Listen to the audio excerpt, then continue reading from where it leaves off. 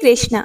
संगीता धर्म सागर परिवार से जुड़े सभी भक्तजनों का दिल से बहुत बहुत स्वागत है। हे प्रिय भक्तों, पिछले सभी अध्यायों को सुनकर लाइक कमेंट करने के लिए आप सभी का बहुत बहुत धन्यवाद। तो आइए महात्म्य कथा से पहले सुनते हैं भगवान जगन्नाथ की एक बड़ी ही प्रचलित पुण्य फल देने वाली कथा।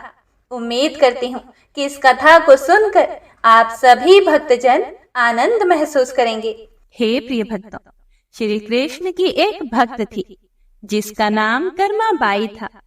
राजस्थान के नागौर जिले में जीवन राम डुडे नाम के एक किसान के घर एक बेटी का जन्म हुआ। किसान की खुशी का ठिकाना नहीं रहा जब उसे पता चला कि उसे एक बेटी का जन्म हुआ है।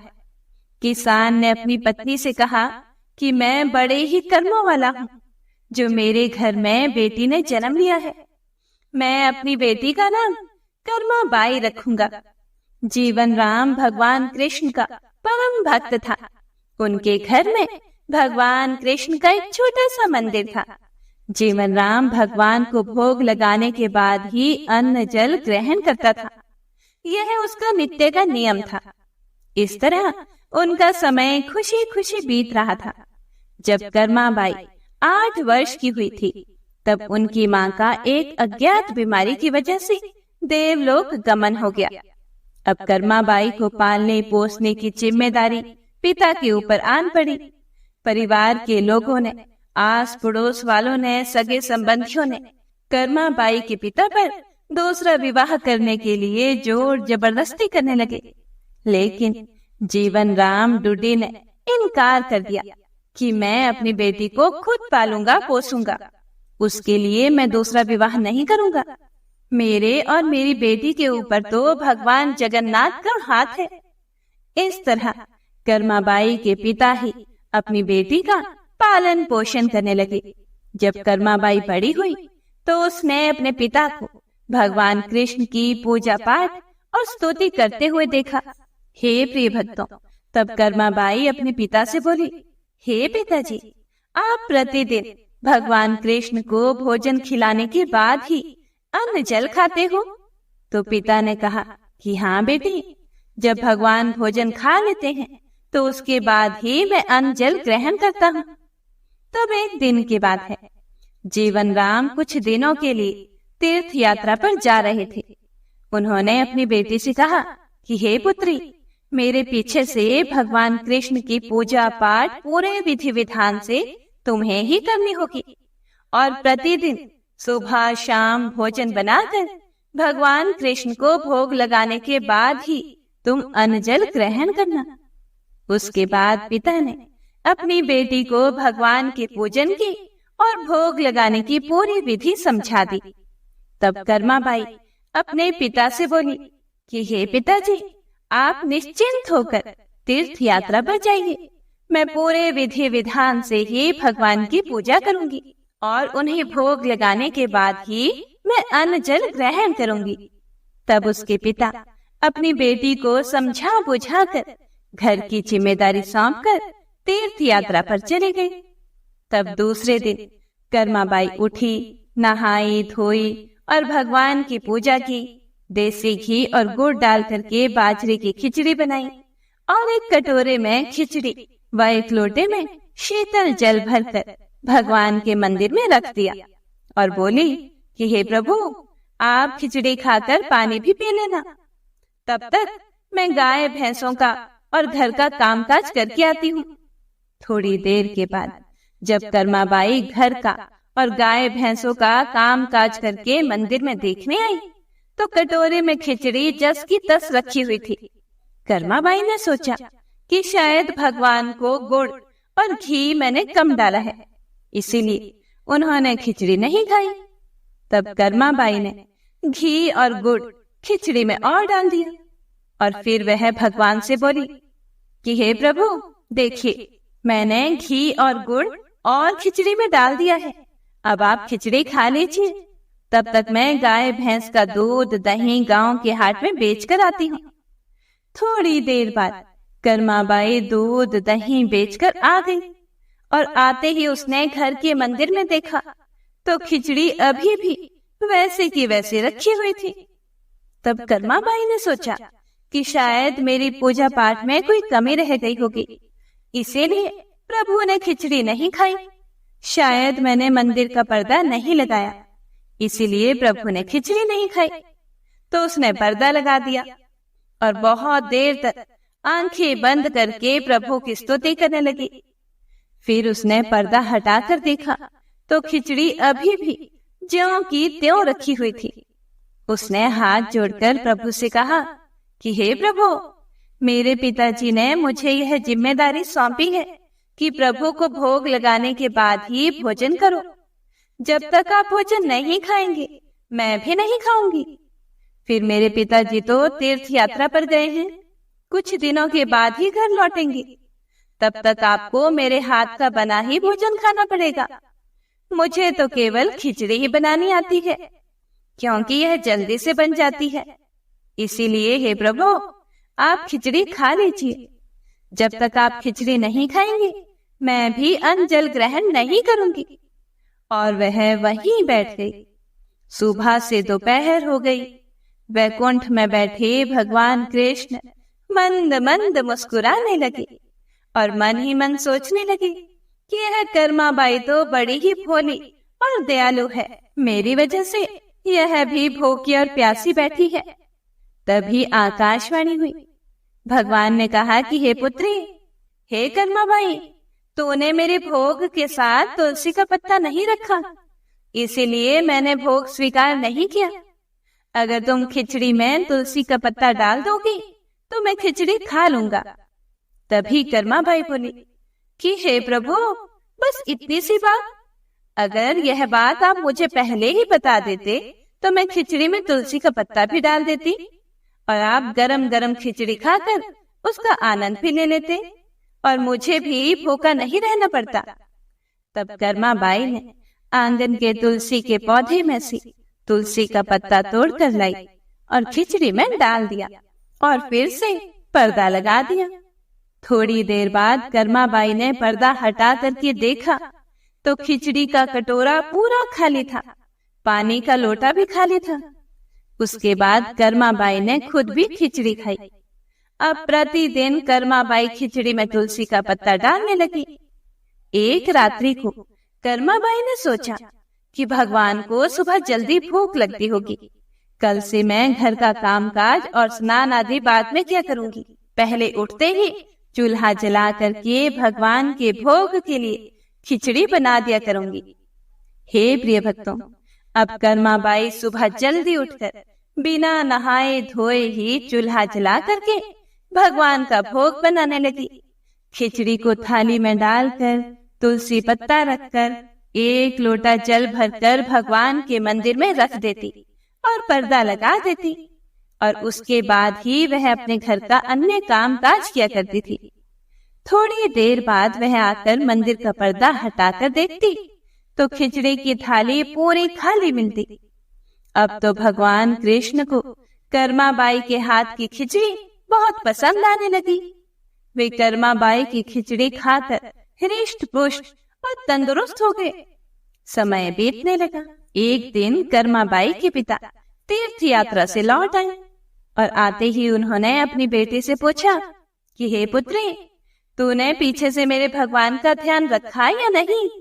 समय पर भोजन तो खिलाया था ना? तो कर्मा बाई अपने पिता से बोली कि हे पिताजी, आप जिस दिन तीर्थ यात्रा पर गए थे उस दिन भगवान ने खिचड़ी खाने में बहुत नखरे किए। उस दिन शाम को जाकर उन्होंने खिचड़ी खाई, लेकिन अब तो रोज सुबह मैं बिना नहाए धोए ही भगवान के भोग के लिए खिचड़ी बना देती हूँ। भगवान मेरी बनाई हुई खिचड़ी को पूरा चट कर जाते हैं। जब भगवान खिचड़ी खा लेते हैं उसके बाद ही मैं घर के अन्य काम काज करती हूँ। यह सुनकर कर्मा बाई के पिता बोले कि ये बेटी तू धन्य है। फिर उसके बाद कर्मा बाई के पिता ने हाथ जोड़कर भगवान से कहा कि हे प्रभु, आपकी लीला बड़ी ही अपरंपार है। मैं तीर्थ यात्रा में आपको मंदिर मंदिर ढूंढ रहा था, लेकिन आपने तो मेरे घर को ही धाम बना दिया। हे प्रभु, आपकी लीलाओं को कौन समझ पाया है। हे प्रिय भक्तों, फिर पिता ने कहा कि हे पुत्री, अब से तुम्हें ही भगवान की सेवा पूजा करनी है और भोग लगाना है, क्योंकि हे बेटी, भगवान को तुम्हारा बनाया हुआ भोग पसंद आ रहा है। इस तरह कर्मा बाई ही अपने भगवान की सेवा करने लगी और भोग बना करके खिलाने लगी। कुछ वर्षों के बाद एक दिन कर्मा बाई के पिता का स्वर्ग लोक गमन हो गया। कर्मा बाई के अपने पिता के बिना घर में मन नहीं लगा। तब एक दिन वह भगवान कृष्ण की मूर्ति सीने से लगाकर तीर्थ यात्रा पर निकल पड़ी। सभी मंदिरों के दर्शन करते करते एक दिन वह उड़ीसा के भगवान जगन्नाथ धाम में पहुंच गई। वह जगन्नाथ धाम में भगवान कृष्ण, बलभद्र, देवी सुभद्रा जी के दर्शन करने गई। तब वहीं उसने निश्चय किया कि मैं अब अपने जीवन के अंतिम दिनों में यहीं उड़ीसा में रहूंगी।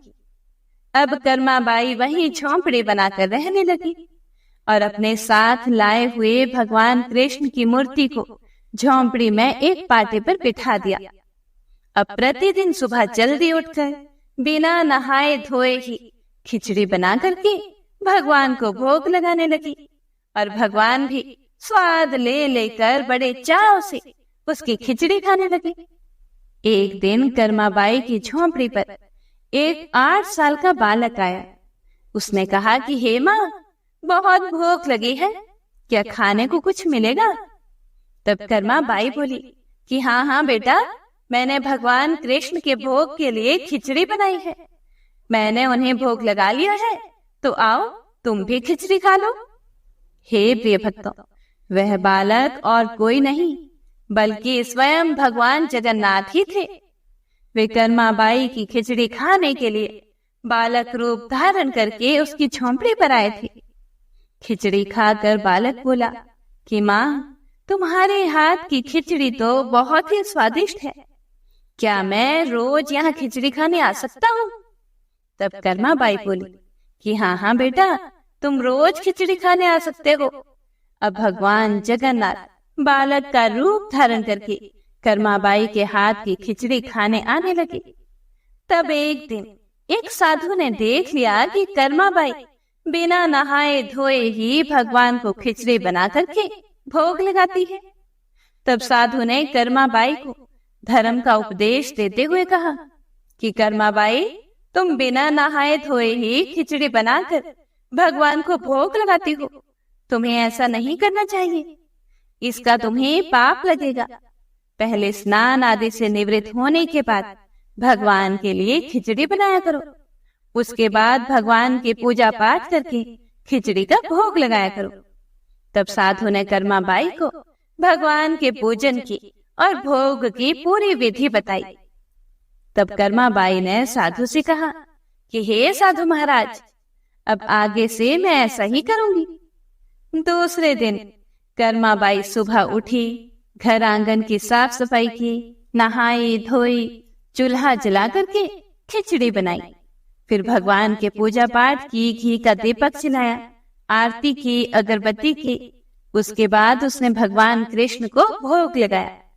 लेकिन वह 8 साल का बालक तो अपने समय पर ही खिचड़ी खाने आ चुका था। उसे तो बहुत तेज भूख लग रही थी। उसने बार बार कहा कि माँ, बहुत भूख लगी है, जल्दी से खिचड़ी खिला दो। तो कर्माबाई बोली कि बेटा, मुझे बहुत दुख हो रहा है कि तुझे खिचड़ी देने में मुझे देर हो रही है, लेकिन मैं पहले भगवान की पूजा कर लूं, भगवान कृष्ण को खिचड़ी का भोग लगा दूं, उसके बाद ही मैं तुझे खिचड़ी दूंगी।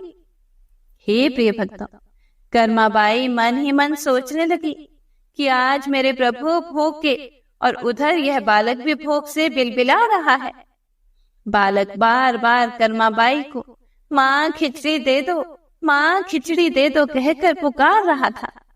बालक बार बार खिचड़ी मांग रहा था। कर्माबाई ने कहा कि हे पुत्र, अभी थोड़ी देर और ठहरो, बस तुम्हें भी अभी खिचड़ी खिला ही दूंगी।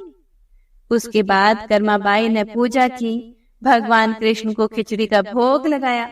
उसके बाद एक कटोरे में खिचड़ी भरकर बालक रूपी जगन्नाथ भगवान को खाने के लिए दिया। बालक रूपी जगन्नाथ भगवान को बहुत तेज भूख लगी थी, तो उन्होंने जल्दी जल्दी खिचड़ी खाई और बिना हाथ मुंह धोए ही मंदिर में प्रवेश कर गए। उस दिन मंदिर के पुजारी ने देखा कि भगवान जगन्नाथ के मुख पर और हाथ में खिचड़ी लगी हुई थी। पुजारी ने मन ही मन सोचा कि अभी तो मैंने भोग बना करके भोग भी नहीं लगाया है, भगवान के मुंह और हाथों में खिचड़ी भला कहाँ से लगी, और मैंने तो कई दिनों से भोग में खिचड़ी भी नहीं बनाई, फिर भला यह खिचड़ी कहाँ से आई। पुजारी को बहुत आश्चर्य हुआ। उसी रात को भगवान जगन्नाथ ने मंदिर के पुजारी को और उस साधु को दोनों को स्वप्न में दर्शन देकर कहा कि कर्माबाई जगन्नाथपुरी में एक झोंपड़ी में रहती है। वह प्रतिदिन बिना नहाए धोए बाजरे की खिचड़ी बना करके भगवान कृष्ण को यानी मुझे भोग लगाती है। परंतु एक साधु ने कर्माबाई को सुबह नहा धोकर पूजा पाठ करके खिचड़ी बनाने और भोग लगाने को कहा, तो इन सब कामों में कर्माबाई को खिचड़ी बनाने में देर हो गई। मैं रोज बालक रूप में कर्माबाई की झोंपड़ी पर उनके हाथ की खिचड़ी खाने जाता हूँ, लेकिन जल्दी जल्दी में खिचड़ी खाने से मेरे मुंह व हाथों पर खिचड़ी लगी रह गई। मुझे भूख भी बहुत जोरों की लग रही थी, और इधर मंदिर में मेरे भक्त मेरे दर्शन की प्रतीक्षा में खड़े हुए थे, तो मुझे खिचड़ी खाकर जल्दी से मंदिर में भी आना था, इसीलिए मेरे मुख व हाथों पर खिचड़ी लगी रह गई। यह बात मंदिर के पुजारी को और उस साधु को भगवान ने दर्शन देकर कही। दूसरे दिन वह साधु कर्माबाई की झोंपड़ी पर गया और माफी मांगते हुए बोला, हे कल्याणी, हे कर्माबाई, तू तो बड़भागी है, तू धन्य है जो तेरी झोंपड़ी पर खुद जगन्नाथ भगवान तेरे हाथ की बनी हुई खिचड़ी खाने आते हैं। कर्माबाई, अब तुम पहले की तरह ही बिना नहाए धोए खिचड़ी बना करके भगवान को भोग लगाया करो। हे कर्माबाई, तुम भगवान की सच्ची भक्त हो, तुम्हारे लिए किसी तरह के कोई नियम, कोई कानून कायदे नहीं है, तुम्हें किसी भी प्रकार से कोई नियम मानने की आवश्यकता नहीं है। तुम पहले की ही भांति खिचड़ी बनाकर सुबह जल्दी ही भगवान को भोग लगा दिया करो। उसके बाद कर्माबाई पहले की ही भांति बिना नहाए धोए खिचड़ी बना करके भगवान को भोग लगाने लगी, और उसके बाद बालक रूपी जगन्नाथ को खिचड़ी खिलाने लगी। यह क्रम कई वर्षों तक चलता रहा। हे प्रिय भक्तों, फिर एक दिन कर्माबाई परलोक सिधार गई। तब उस दिन उसी समय ही जगन्नाथपुरी में खूब मेघ बरसे, जैसे कोई दहाड़े मार मार कर रो रहा हो। उधर मंदिर में भी भगवान जगन्नाथ की आंखों में आंसू टपक रहे थे।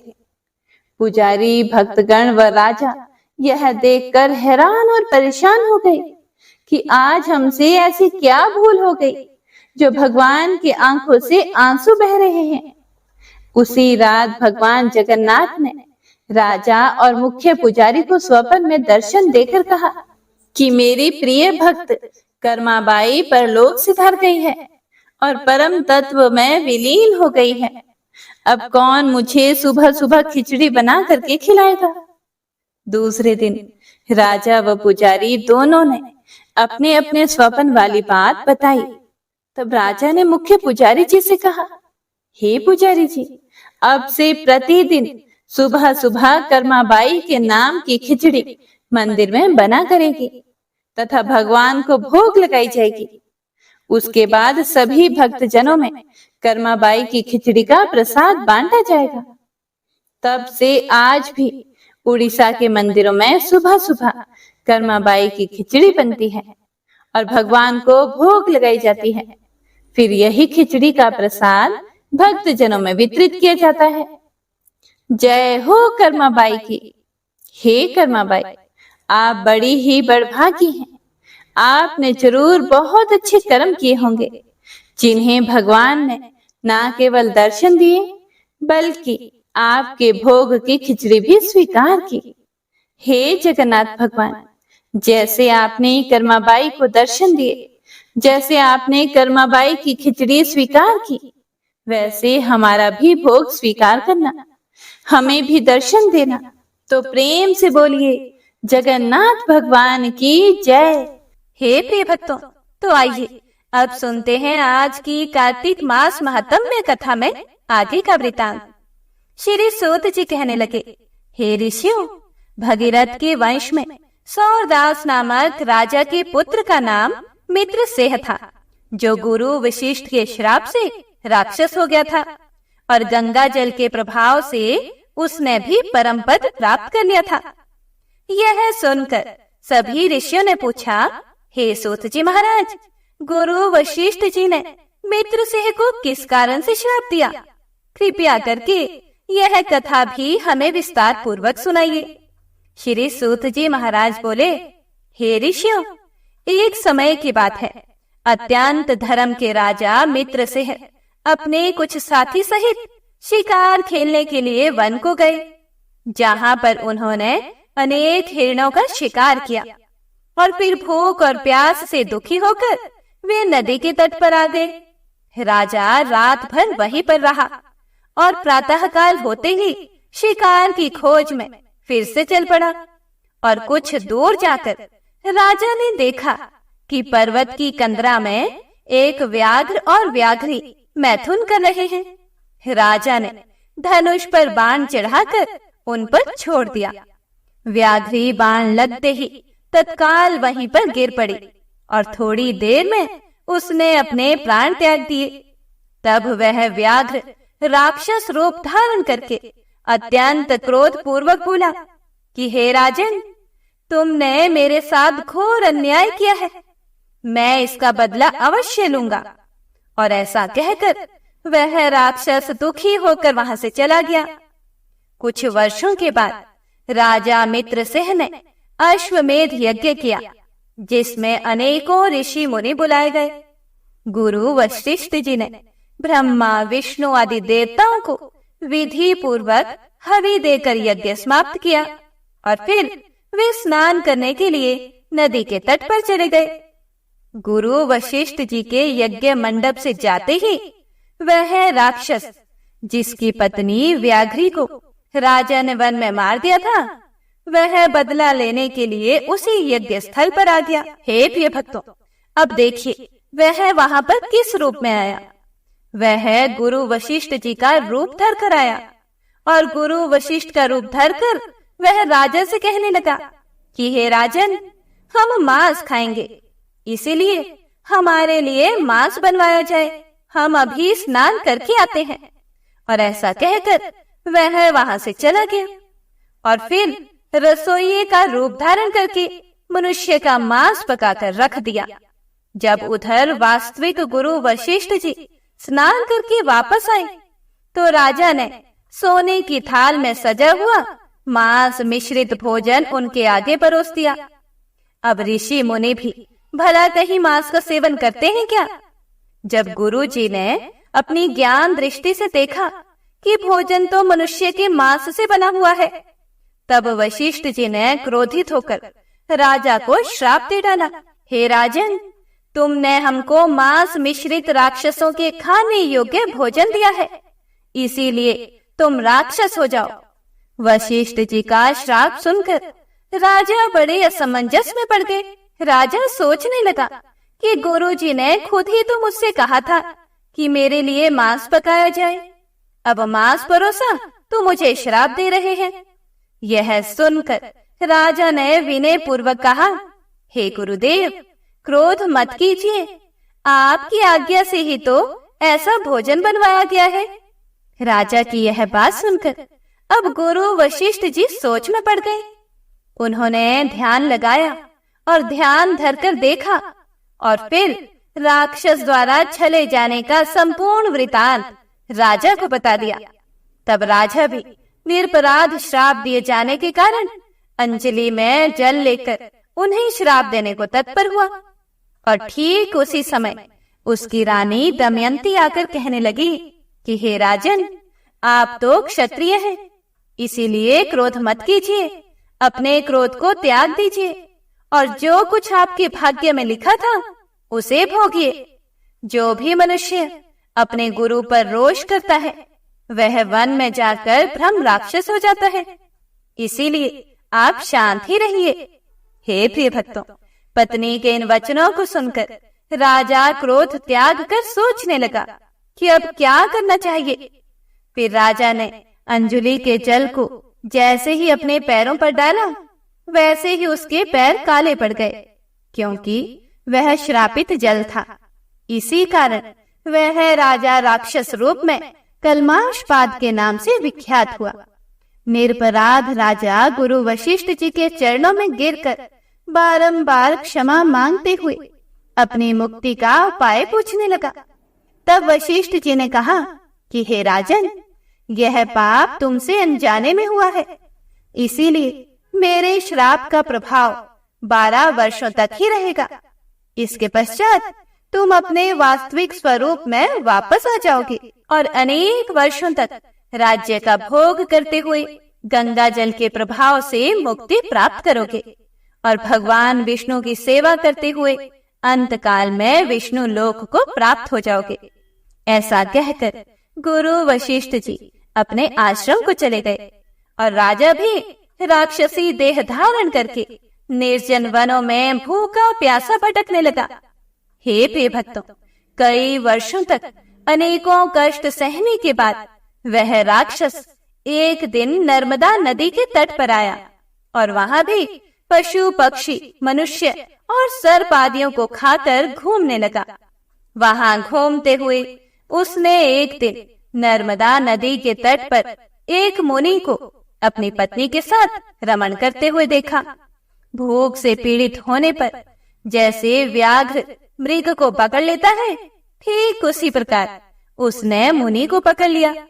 मुनि की पत्नी ने जब अपने पति को राक्षस के हाथों में देखा तब मुनि की पत्नी को लगा कि उसके पति के प्राण अब संकट में है, तो वह राक्षस रूपधारी राजा से विनय पूर्वक बोली कि आप वास्तव में राक्षस नहीं बल्कि सूर्य कुल में उत्पन्न मित्र सिंह नाम के राजा हैं। मेरा पुत्र भी छोटा है, इसीलिए बिना पति के इस वन में मैं कैसे निर्वाह करूंगी। आप मेरे पति को प्राण दे दीजिए। प्राण दान से बढ़कर तो अन्य कोई दान है ही नहीं। हे प्रिय भक्तों, जैसे कि हम सभी जानते हैं कि मुनि लोग बड़े अंतर्यामी होते हैं, दूरदर्शी होते हैं। उनकी पत्नियों में भी वही गुण होता है। इसीलिए उस मुनि की पत्नी ने राजा के पूर्व जन्म का वृतांत ध्यान लगाकर जान लिया था। उस पत्नी की इस प्रार्थना का राक्षस पर कोई भी प्रभाव नहीं पड़ा और जैसे कोई व्याघ्र हिरण के छोटे बच्चे को पकड़कर खा जाता है, ठीक वैसे ही वह राक्षस भी उस मुनि को खा गया।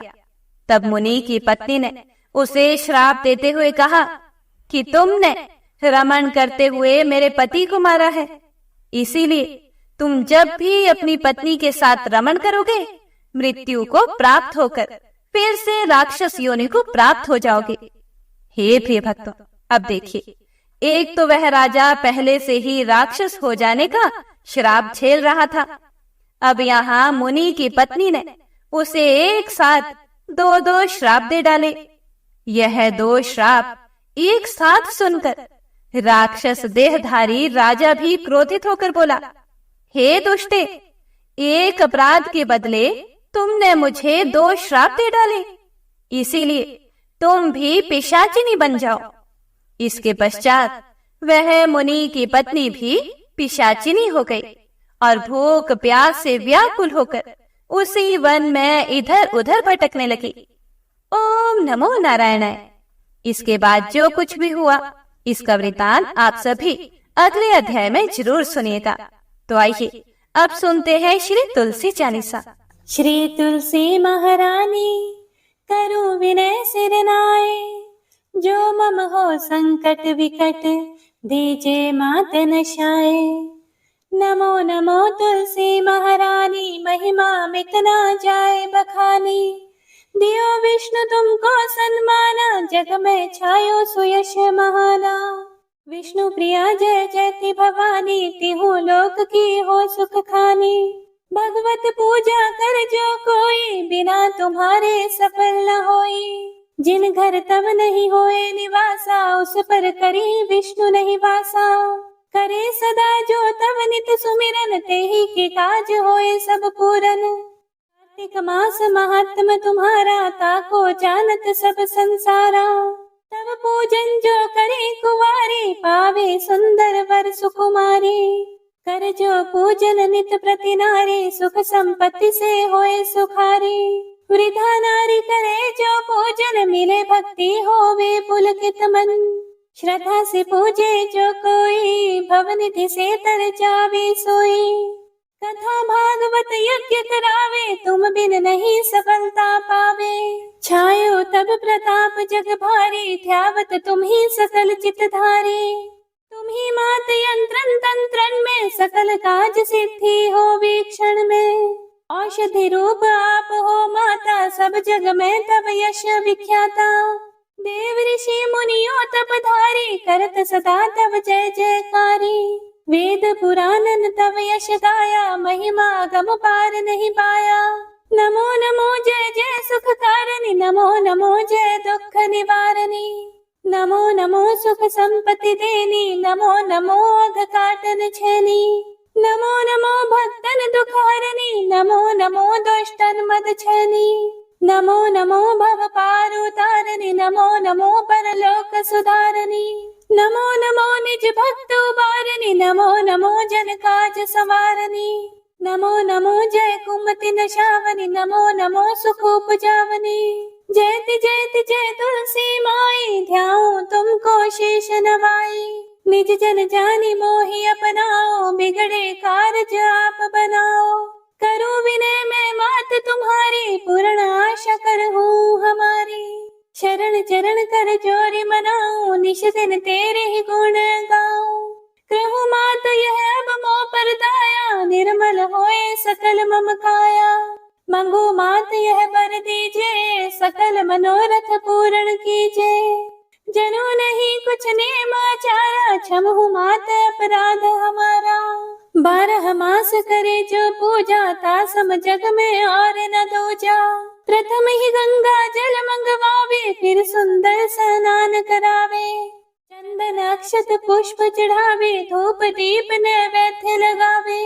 करे आचमन गंगा जल से, ध्यान करे हृदय निर्मल से। पाठ करे फिर 40 की, स्तुति करे मात तुलसा की। यह विधि पूजा करे हमेशा, ताके तन नहीं रहे कलेशा।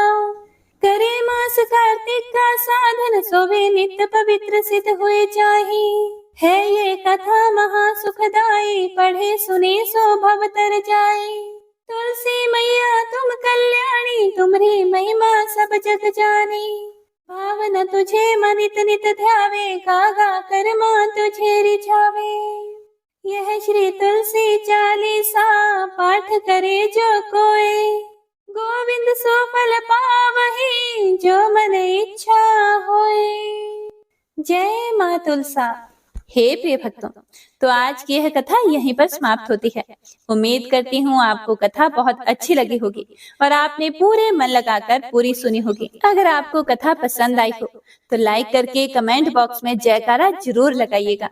तो मिलते हैं अगली कथा के साथ, तब तक के लिए हरे कृष्णा।